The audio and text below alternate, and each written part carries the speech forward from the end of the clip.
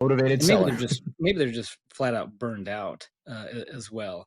But there's primarily a reason. So they're going to probably, as long as it's somewhat reasonable, that valuation, they're going to probably just list it and go with me, unless they are so unrealistic, or they have too much debt, or they need so much money, and it's just not any close. Then they've got to go back to reality. But that's a big mental blow for a lot of these sellers, because by the time I'm talking to them, they're already thinking about exiting. And so when they hear they can't exit for anywhere close to what they need, or they've got, like I said, too much debt, they have to then mentally go through that gymnastics of getting themselves back not only into the business, but back into growth mode to grow that business. And a lot of them just aren't there.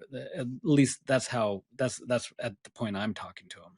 Yeah. Yeah. Running a business is very different than growing a business, right? And that's why a lot of times, public companies is two different CEOs, right? And it's just, some people get complacent in their business and it's just tiring to grow. So, Yeah, Mhm. and I know you mentioned before, and I don't want to forget because I'm going to write it down. So you have a lot of content out there. You've got a lot of materials and things. So someone like us that are like, I can use that when I'm going through my sales process with these off-market deals to start thinking about, hey, my education piece. So like, where do you have all that data? How does someone follow you to get all that content?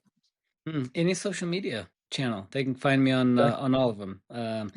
And then I've got a school community with, like we were talking about 30 hours of free content